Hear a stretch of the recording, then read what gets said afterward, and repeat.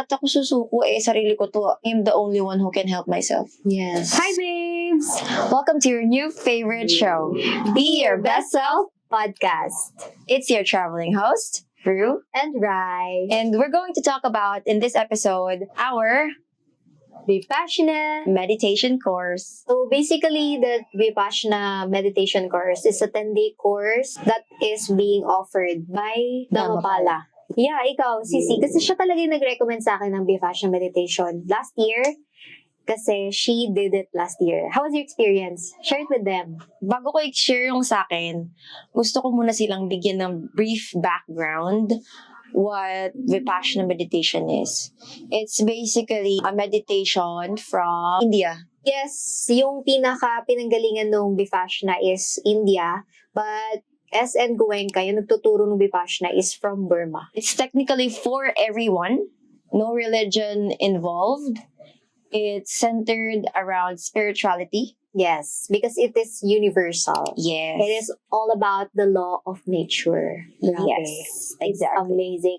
It was such an amazing experience, guys, that I will really recommend to everyone who is seeking this peaceful life, the harmonious life that you're looking for.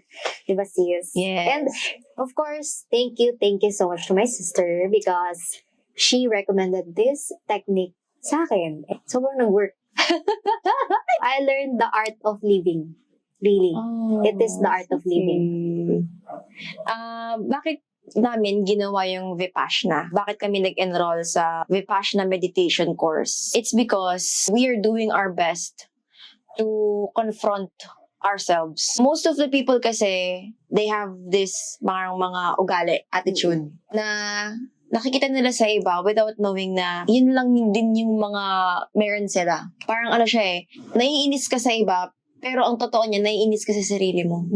That is actually you. Mm-mm. And you're just projecting it sa ibang tao. Yes. Yes. Actually, wala akong idea sa Vipassana before nung sabi sa akin ng friend ko or ex-friend, mag-Vipassana daw ako. Sabi ko, sige, since full-time traveler naman ako, nag-cancel ako ng mga bookings ko during those time. Punta ka saan? Before that, meron akong Bukidnon. Oh, okay. Galing akong hike, Mount Kitanglad and Mount Dulang-Dulang. So, second and fourth highest mountain Wow. in the Philippines. And then, after ng Vipassana meditation course, straight, literally, to Mount Giting-Giting.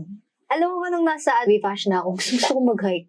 Diba? Gusto kong mag-connect sa nature. As in, gusto kong mag-give back to the nature. To stay grounded. Kasi after Vipassana, I know, babalik na sa reality, ganyan. So, you will face again the noise of the world. Kasi yung Vipassana, it is totally silence. Complete Yes. silence meditation. No talking, no journaling, no reading. As in, wala lahat. No No anything. phones. Hindi ako nag-phones for 10 days. Talagang Actually, literal 11 days nga eh. literal na detox. Yes. No? Yes. It's actually connecting to the nature. And the nature is this. It's us. We are the nature. Yes. This is the nature. To see as it is. Yun yung naintindihan ko. Sobrang ganda niya. Kasi we are the real nature. And we have to take care of this. Because everything about us is nature. Aww. Yeah. And the way we treat this nature, kaya nga nasabi ko kanina, we have the law of nature. So if you're treating it bad, then the results will be bad. Yung gustong maging produce ng Vipassana meditation, it is to purify this nature. Kasi punong-puno tayo ng trash. Yes. Trash thoughts. The misery. So, yun na nga. Nung umattend ako, wala akong idea. And nasabi ko na during talaga nung first 3 days, ayoko na. Actually, 3 times akong sumuko. Bakit ako sumuko? Kasi sumuko sa sarili ko. Hindi ko kayang harapin sarili ko. Pero at the end of the day, sabi ko, ba't ako susuko? Sarili ko to. I am the only one who can help myself. Yes. So sabi ko, I agree. hindi ako susuko. tatapusin ko yung 10 days. Kaya ko to. Tapos yun, the best decision ever na ginawa ko siya kasi I have learned so much for myself. Grabe tong self-discovery journey na to eh. The reason why we are sharing this to all of you is because facing your inner demons, facing your shadows, is part of becoming your best self. Yes. Actually, nung day 3, meron din akong point na parang, hala, ang hirap niya. Ang hirap niya pala talaga. Ang hirap na upuan yung sarili mo, kausapin yung sarili mo. Walang kahit ikaw lang talaga eh. You will be sitting. Uupuan mo talaga yung sarili mo, yung thoughts mo, lahat. And kailangan mong i-remove yung negativity at more on i-purify lang with pure thoughts. Mahirap talaga siya, pero masasabi ko na, kagaya ng sinabi ni Cicero, it's worth it. Totally worth it. Kasi, part of becoming your best self is to really help yourself. And these are the things na pwede namin i-share sa inyo, like what we're doing right now, that can actually help you to become or to achieve the best version of you. Exactly. The reason why we keep on showing up is because super dami ang nabubuhay in this era sa misery. I agree. Sobrang daming nagfo-focus sa problem instead of focusing on solution. Meanwhile, syempre, may mga tao din naman talagang nag-express ng problems nila. Although, they're addressing it naman.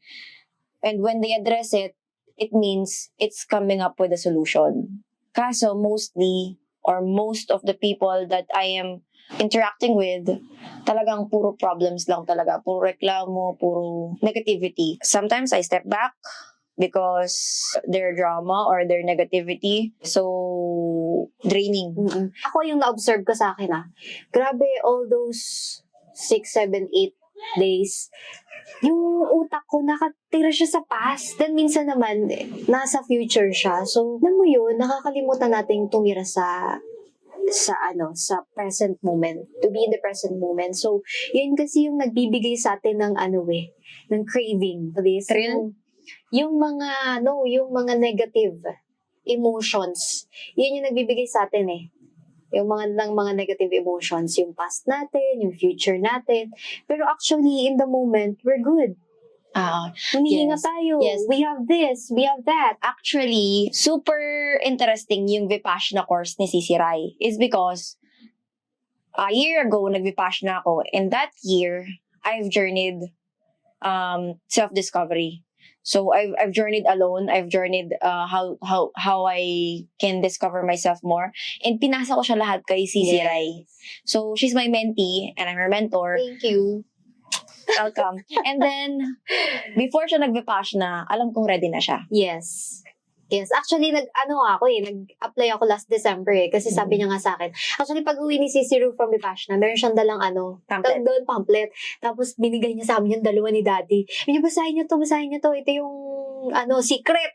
Sabi niya gano'n, secret to peaceful life, ganyan, etc. Tapos, okay. So, kami ni Daddy, okay. Tapos, lagi niya sasabi, mag-Vipassana kayo.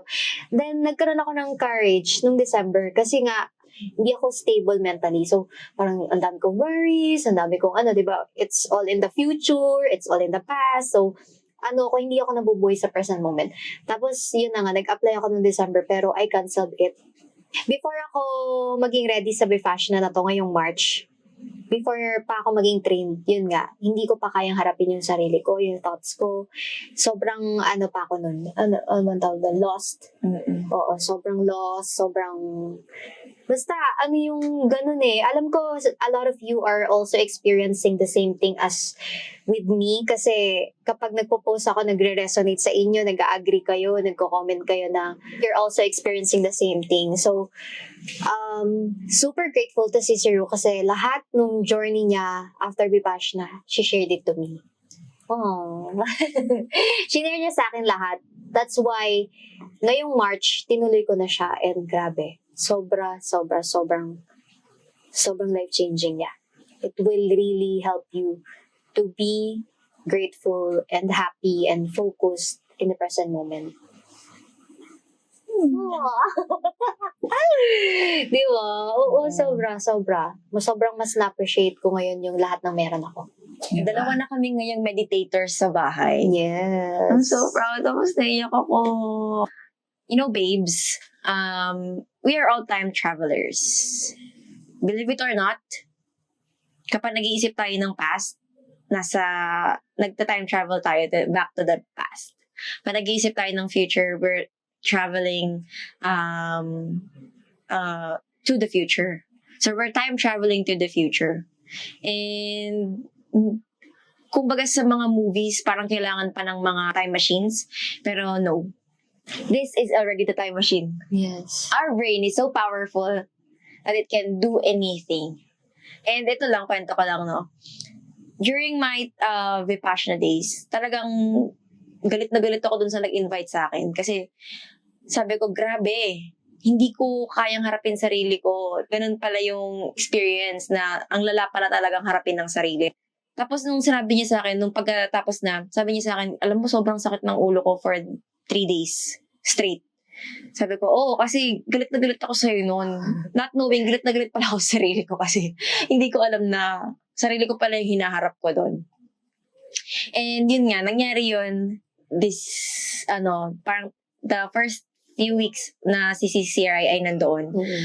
Ako naman yung sobrang sakit ang ulo na parang ibang klaseng sakit. Never experienced it before. Talaga? As in, sis. Oo, hindi ako makatulog. Ako pa naman, naturally, 7 p.m., 8 p.m., 9 p.m. tulog na ako because that's my natural body clock. Alam mo, na-figure out ko siya, ika-third day na. Na ako yun. Oo, na ikaw yun. Kasi naalala ko, oh my gosh, Oo. ilang araw na si Sisiray sa Vipassana. Parang sabi ko, okay, third day na niya ngayon. Kaya pala 3 araw na akong masakit ulo ng parang walang reason out of nowhere. And actually, you know what it's called? It's called energy, frequency, sending bad frequency, sending bad energy. Parang wifi, di ba? Hindi naman natin nakikita yung wifi pero dahil sa gadget, nalalaman natin na connected tayo. Yes. O nalalaman natin na hindi tayo makakonect kasi mali yung password. Di ba? That's frequency. That's how energy works. So, kapag may ill intention tayo sa iba, di ba? Minsan nasabi natin, baka nabubululan na yan. Kasi we're sending bad energy to that person na pinag-uusapan natin negatively. Mm. Pero once we are talking about other person in a positive way, they will feel good. Yes. Kaya prayers are so powerful. Kasi why? Prayers, you give positive energy to the people that you're praying for. Mm-mm. Ayun, ganun ginawa ko. Actually, nakausap ko siya nung gabi na yun sa panaginip. Nag-usap kami talaga, tapos parang sobrang real niya. Para talagang nakausap ko siya. Tapos pagising ko, hala, panaginip lang pala yun. Actually, kinausap ko talaga siya. Tapos pag-uwi ko, sinabi niya na kinausap niya rin daw ako. Kinausap ko talaga siya. Ang galing lang. Ang galing how the mind works. Oo. Alam mo ba, chinat ko siya. Sabi ko, Sisi, alam kong iniisip mo ko ngayon. Nasa chat ko na yun. Nakabasa ko na. Oo. Mag-background ka. Oo. Sabi ko, alam kong iniisip mo ko ngayon. Tapos sabi ko, ka lang, rest ka lang dyan, tulog ka na. Ganyan. May madaling araw din kasi talaga na hindi ako makatulog. Oo, madaling araw yun. Kaya Madaling sabi ko araw kasi nang kinausap ko siya. Tapos ako, hindi ako nagsasalita ng words. Talagang sa isip lang. Isip lang din. Parang telekinesis. Sinasabi ko sa isip ko, sabi ko, Sisiray, I'm so proud of you na hinaharap mo yung sarili mo ngayon. Kaya mo yan. Matulog ka na. Anong oras na? Gusto ko na rin matulog. Good night. Ganun siya kagrabe. Alam mo ba na this kind of meditation will heal your gut? Yes. Actually, pumunta ako doon ng sobra yung tigyawat ko. Pero nagpa-derma na ako noon. Nag-take na rin ako ng journey ko sa healing sa acne. And then, pagpunta ko doon, hindi lang na-heal yung yung soul. Pero na-heal ako physically, emotionally, mentally. That helps my acne. No? Kakagaling ko lang din sa derma, kaya medyo siya, greasy. Pero it actually helped my physical body as well. Alam mo kung ano talaga yung pinaka-target ng Vipassana? The brain. Because Yes. the brain is the most powerful of everything. Yes. Nagkakasakit tayo because of brain. Gumagaling tayo because of brain. Yes. Whatever we believe is our reality. That's true. So, Our reality starts with our beliefs. Yes. And our beliefs turns into thoughts, and our thoughts will result into action. I mean, feelings and then action. So, you have to be very mindful with your thoughts. And, yeah, Vipassana. It's a skill. Yun nga, yun yung technique. It's a skill. technique. It's a technique that you should learn for you to be able to manage this kind of life. Yes.